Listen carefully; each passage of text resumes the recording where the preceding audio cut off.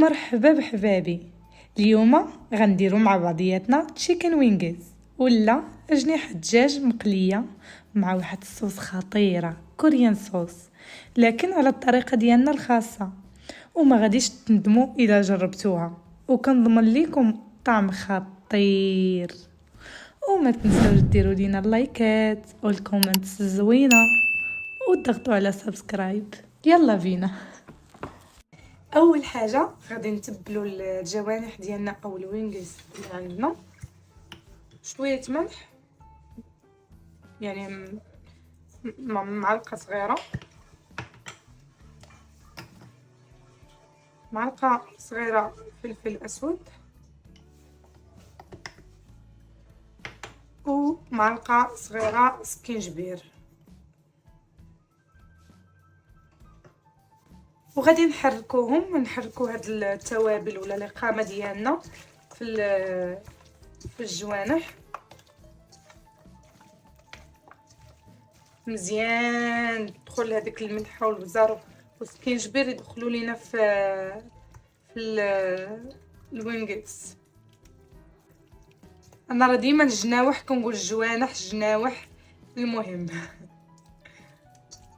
يعني الا قلت جناوح ولا جوانح قبلوا عليا. صافي بحال هكايا. ومن بعد في هذه الخطوه عندنا 3 الكيسان ديال الدقيق. انا عندي كيلو ديال الاجنحه، هنا درت استعملت 3 الكيسان ديال الدقيق، وكل واحد على حسب كميه الاجنحه اللي غيدير. غنزيد عليهم معلقه كبيره ديال النشا، معلقه صغيره ديال البزار، ومعلقه صغيره ديال الملحه. ما بغيتش نكثر لان اوريدي الدجاج درنا فيه الملحه. وغادي نخلط هاد المكونات.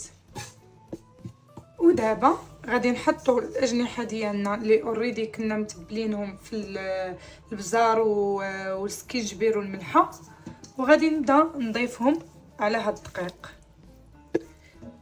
وهنايا غنبدا نحركوا هاد الوينجز ديالنا مع بعضياتنا بهاد الطريقه هذه. طريقه انه نحركو من التحت للفوق، يعني ناخذ الدقيق هكايا باش هذاك الدقيق والمكونات اللي فيه يدخلوا لينا مزيان مع الجناوح ديالنا. ودابا سالينا التحريك ديالنا، وبغينا الدقيق يكون ماسك في الجناح بحال هكايا في الوينغ. في هذه الخطوه هذه غناخذوا 2 معالق كبار ديال هاد الدقيق اللي عندنا، وغادي نضيفوا عليهم 4 لتر ديال الماء، ومن بعد نحركوهم.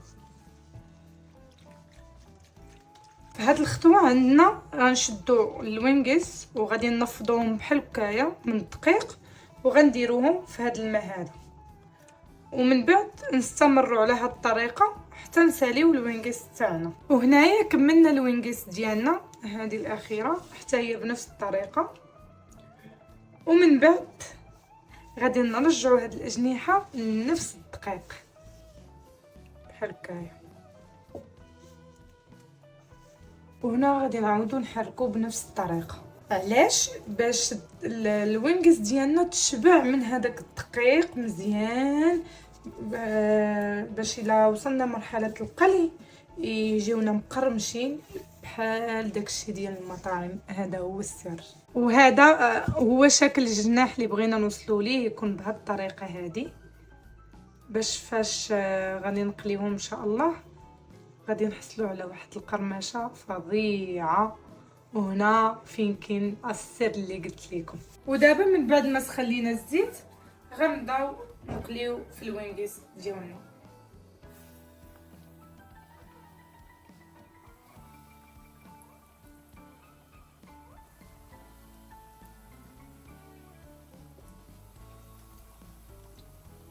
غير نحسوا بهم بداو يتحمروا لينا من التحت، نقلبوهم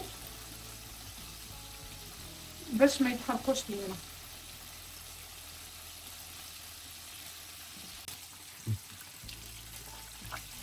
هنا غير نحطوا على هذا اللون الجميل الحلو، نحطوهم هكا نطلعوهم في واحد الطبق.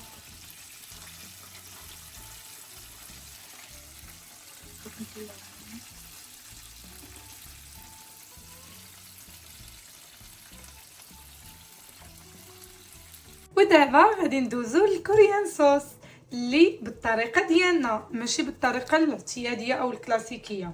هنايا غادي نستعمل بدل الحامض الليمون، او بدل الليمون البرتقال.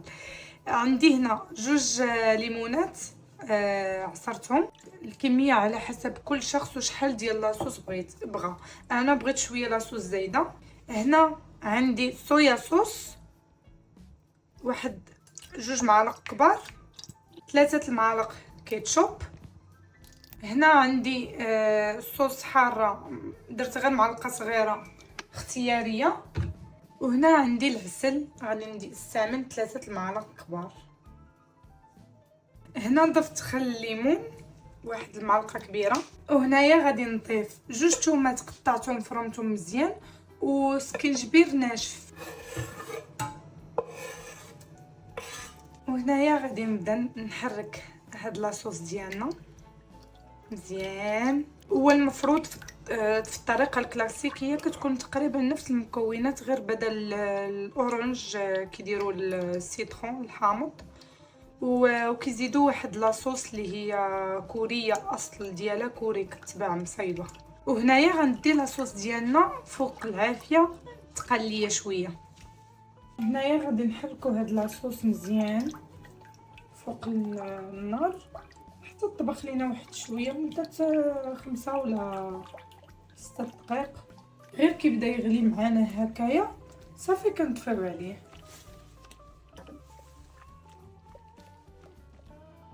وهذه هي لاصوص ديالنا جاهزه، وإن فوا غتبرد غتزيد تقلى. وهذه الوينغيز ديالنا من بعد ما قليناها وخرجت لينا شوف هذا الشكل هذا. شوف شوف شوف، والله بالله عليكم ما تقولوش بحال اللي كنشوفوا برا في لي غيستو. شوفوا لي القرماشه. شوف كتسمعوا لي القرماشه ولا لا؟ فظيع. ودابا مرحله الصوص غادي نضيفوها على الصوص ديالنا. اجيو تشوفوا معايا. وهنا غادي نضيفوا الوينغيس ديالنا في لاصوص. الله متشوقه امتى ناكلو. وغادي نقلبوهم. هاد لاصوص هذا نخليوهم يطلعوا من لاصوص. هادشي علاش انا درت شويه لاصوص زايده، باش كاينين بعض الناس كيديروا لاصوص في البول وكيبداو بحال هكايا ياكلوا لاصوص في الثانيه ولا. مي انا بغيت نديرها زايده شويه وكلهم كيتعلقوا لي في لاصوص.